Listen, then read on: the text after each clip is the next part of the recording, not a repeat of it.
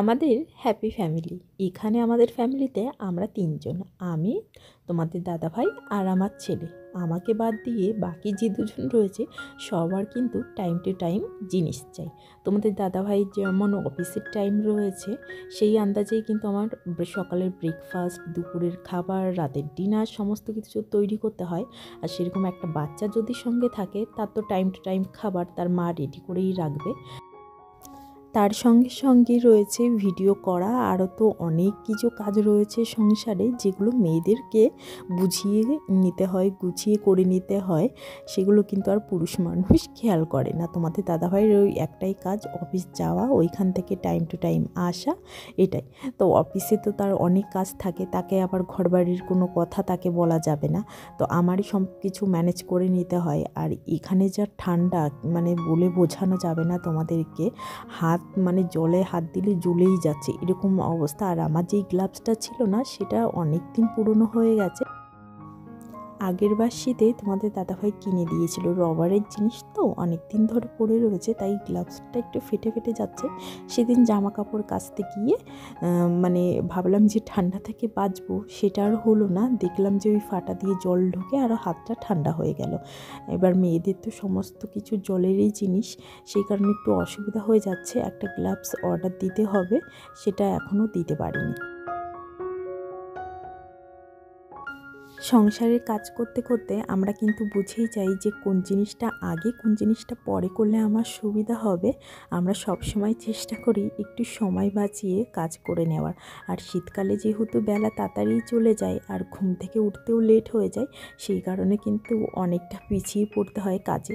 তো এখন অনেকটাই অভ্যাস হয়ে গেছে। প্রথম একটু অসুবিধা হচ্ছিল ওয়েদার চেঞ্জের সঙ্গে সঙ্গে। আর এটা বাড়ি আসার পরে এখনও বাইরে টানানোই হয়নি, এটা বাইরে থাকে। চলো এটাকে বাইরে দিয়ে দিই। আর তোমাদের দাদাভাইয়ের অনেকগুলো প্যান্ট গেঞ্জি ছিল, সেটা দিয়ে ওই বালিশটার মধ্যে ভরে সুন্দর একটা কুশন টাইপের বানিয়ে চেয়ারটাই রেখে দিলাম।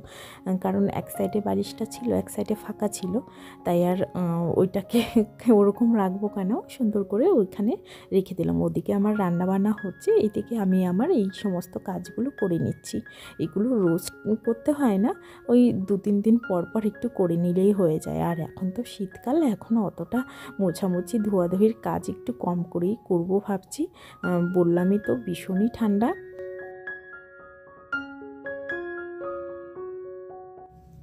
বাচ্চা কাচ্চা ছোটো থাকলে যতই তুমি ঘরবাড়ি গোছাও না কেন, তাও মনে হয় কম পড়ে যায়। আর আমার বাড়ি তো 2টো বাচ্চা রয়েছে, যে কোনো জিনিস এখানে ওখানে ফেলে রেখে দেয়। তো আমারই সমস্ত কিছু করে নিতে হয়। আমি জানি যে আমার করতে হবে, সেই বিষয়ে আমার আর কোনো চিন্তা নেই। তো এই যে ছোটো ছোটো টব দুটো দেখতে পাচ্ছ, এর মধ্যে কিন্তু মাটি রয়েছে। সোনাই ওই মাটিগুলো নিয়েই সারা ঘরে ছড়াছড়ি করেছে। সকালে কিন্তু একবার ঘরটা মুছে তারপর ঝাড় দেওয়া হয়ে গেছে। তা কী করব, আবারও একটু পরিষ্কার করে নিতে হচ্ছে। আর জানো তো, এই ঠান্ডার জন্য ঘরের মধ্যে চটি পরে ঘুরছি বলে মনে হচ্ছে যে নোংরা আরও বেশি পরিমাণেই হয়ে যাচ্ছে। সমস্ত কাজবাজ সেরে তারপরেই কিন্তু আমি আমার ব্রেকফাস্টটা করি, কারণ আমি মনে করি যে এই সময়টা একটু নিজেকে দেওয়া উচিত। আমি বেশিরভাগ টাইমটা এখানেই নিরিবিলি বসে ব্রেকফাস্ট করি। বাবু হয়তো তখন ঘরে টিভি দেখে, কিছু একটা করে, আর আমি কিন্তু এখানে বসেই আরামসে ব্রেকফাস্ট করি। তখন হয়তো ভাবনা চিন্তা করি যে কী করব না করব, দুপুরে কী রান্না হবে, এই সমস্ত ভাবনা, আরও অনেক কিছু প্ল্যানিং এই সমস্ত করি। তা বাড়ি থেকে এই সমস্ত খাবার দাবারগুলো এনেছিলাম, ভাবলাম যে এইগুলোকে আগে ভালো করে কৌটায় রেখে দিই, নাহলে প্লাস্টিকের মধ্যে থাকলে নরম হয়ে যেতে পারে। সেই কারণে কৌটার মধ্যে আগে ভরে রেখে দিলাম। সমস্ত কিছু মা পাঠিয়েছে, আমার মা আসার সময় নিয়ে এসেছিলো, সেগুলোই ঠিকঠাক করে রেখে দিচ্ছি।